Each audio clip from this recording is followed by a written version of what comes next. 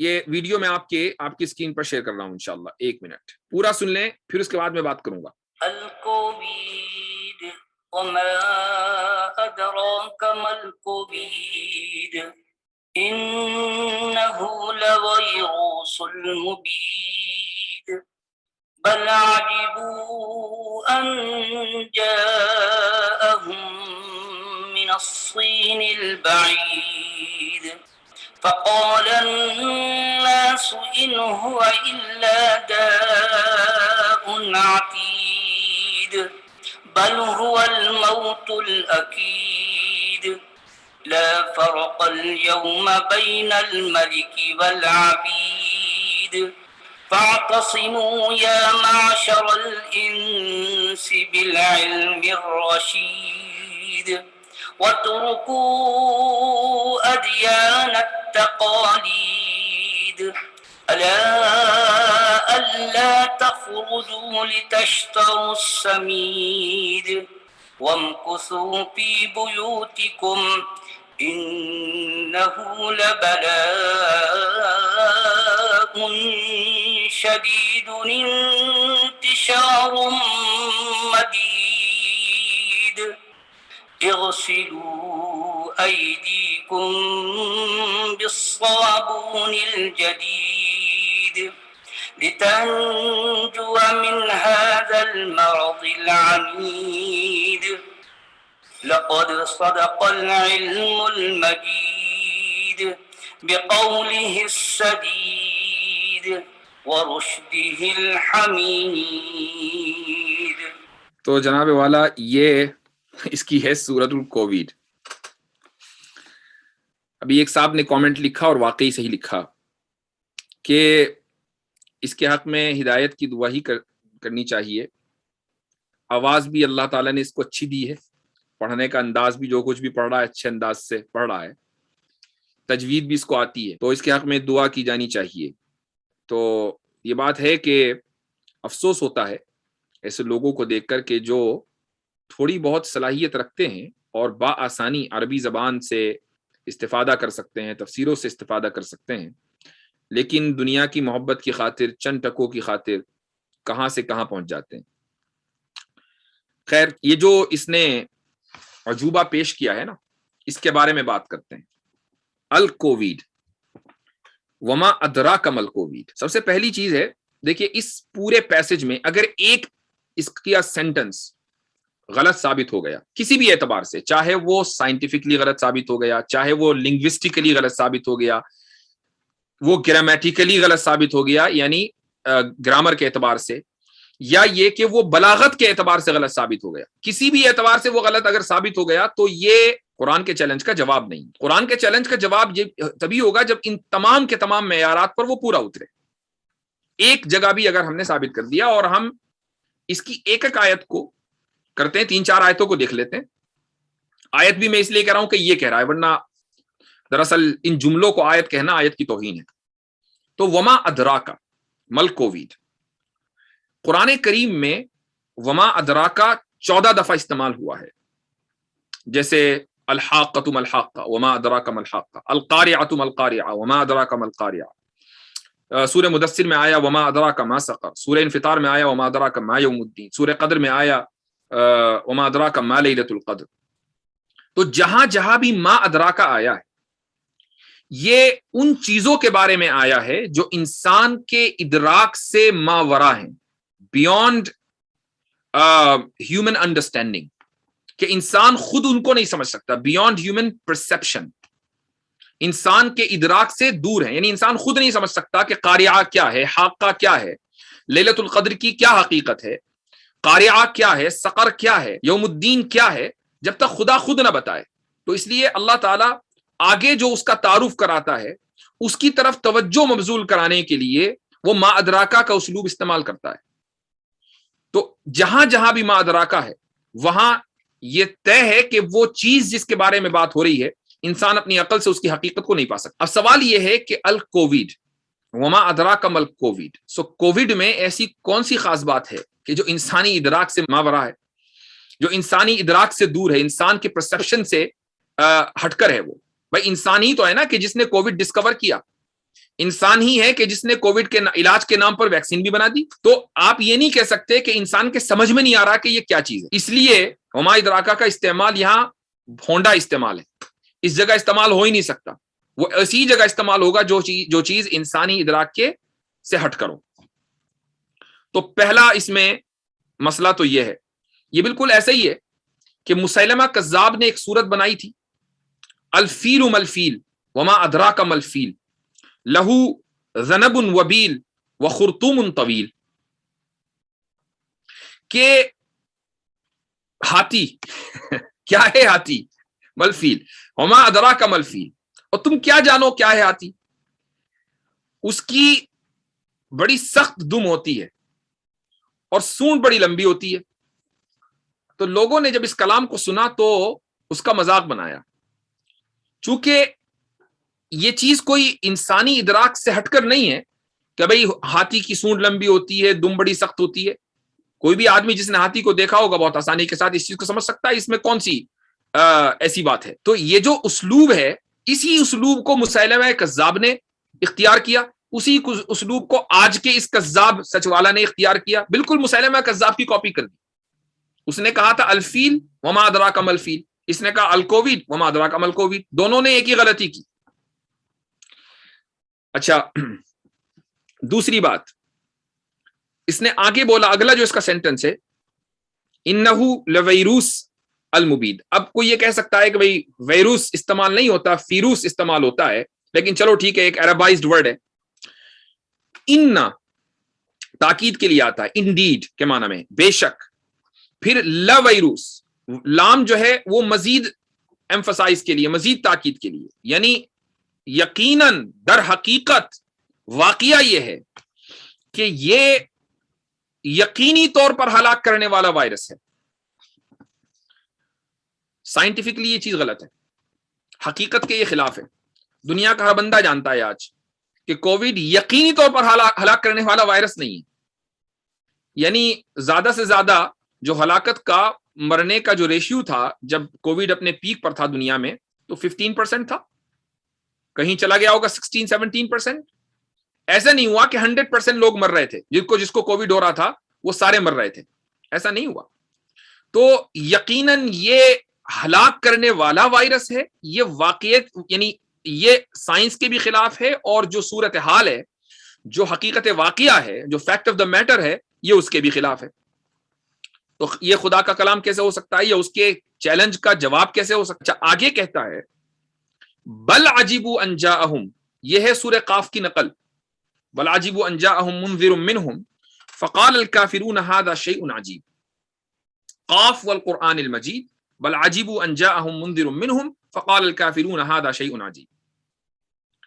یہاں پر میں سورہ قاف میں آپ کو لے کر چلتا ہوں. اللہ تعالیٰ فرماتا ہے قاف، عظیم قرآن کی قسم، بل عجبوا ان جاءہم، بلکہ ان لوگوں کو تعجب ہے کہ ان کے پاس ایک ڈرانے والا آیا جو انہی میں کا ہے. فقال الکافرون ھذا شیء عجیب، تو کافروں نے کہا کہ یہ تو بڑی عجیب بات ہے، یہ تو بڑی عجیب چیز ہے.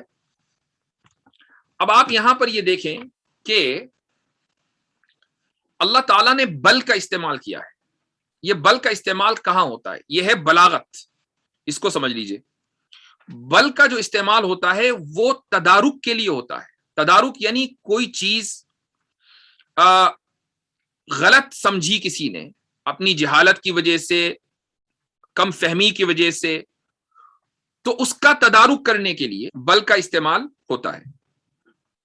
تو اللہ نے کہا کہ عظیم قرآن کی قسم، اور آگے پھر یہ آ رہا ہے کہ کچھ لوگوں نے قرآن کا انکار کیا، بہت سے لوگوں نے قرآن کا انکار کیا. تو کسی کے ذہن میں یہ بات آ سکتی ہے کہ قرآن کا جو انکار ہے وہ شاید اس لیے ہوگا کہ قرآن میں کوئی عظمت نہیں. تو اللہ تعالیٰ نے بل لا کر اس چیز کا اظہار کر دیا کہ قرآن کی عظمت اپنی جگہ ہے. یہ وجہ نہیں ہے کہ انکار لوگوں نے اس لیے کیا کہ قرآن میں عظمت نہیں ہے. قرآن میں عظمت اپنی جگہ ہے. لوگوں نے قرآن اپنی جہالت کی وجہ سے کیا. یہ کہاں سے ثابت ہوا؟ عجیبو، کہ لوگوں کو تعجب ہوا. تعجب اس چیز پر ہوتا ہے جس چیز سے آپ واقف نہیں ہوتے. اگر آپ واقف ہیں تو تعجب نہیں ہوگا، واقف نہیں ہوں گے تو تعجب ہوگا. تو لوگوں نے جو انکار کیا وہ اپنی جہالت کی وجہ سے کیا. عجیبو ان جاءہم منذر منہم. اب یہ کہتا ہے کہ بل عجیبو ان جاءہم من السین البعید.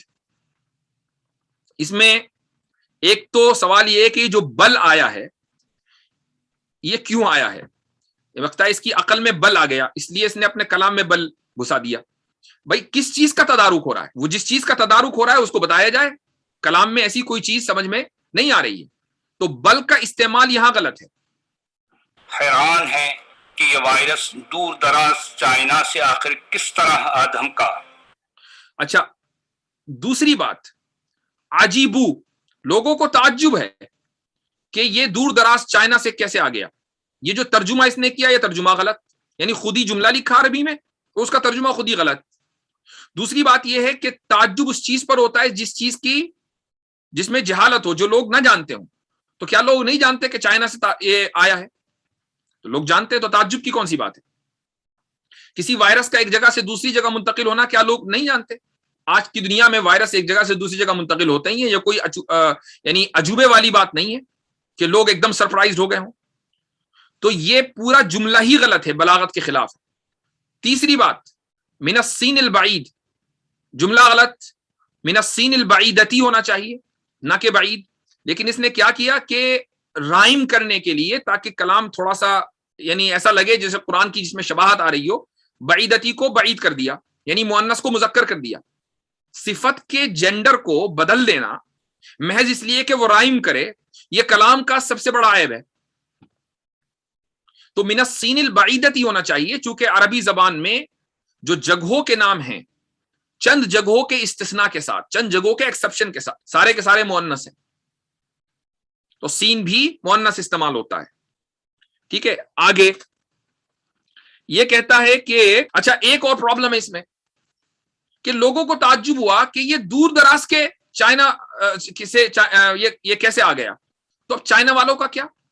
یعنی چائنا والوں کے لیے تو دور دراز نہیں ہے، انڈیا والوں کے لیے بھی دور دراز نہیں ہے، پاکستان والوں کے لیے بھی دور دراز نہیں ہے. اور اس کلام کا جو خالق ہے سچ والا وہ انڈیا میں بیٹھا ہوا ہے، وہ چائنا سے دور نہیں بیٹھا ہوا.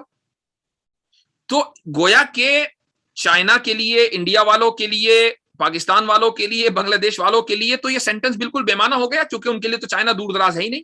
ہاں اگر ان کے لیے ہوتا کہ بھئی کینیڈا نہیں وہاں سے آیا الاسکا سے، تو اب شاید یہ کہا جا سکتا تھا کہ دور دراز سے آیا. ان کے لیے تو چائنا بغل میں ہے، پڑوسی ملک ہے. اور پھر خود چائنا والوں کے لیے چائنا دور نہیں، وہ چائنا کے اندر بیٹھے ہوئے ہیں. تو گویا کہ یہ کلام چائنا والوں کے لیے ہے ہی نہیں. قرآن تو پوری انسانیت کے لیے ہے، وہ کسی خاص علاقے کو کہ لوگوں کو خطاب نہیں کرتا، وہ پوری انسانیت کو خطاب کرتا ہے. تو قرآن کے چیلنج کا جواب کیسے ہوا؟ اچھا آگے چلیں. کہتا ہے کہ بل هو الموت الاکید.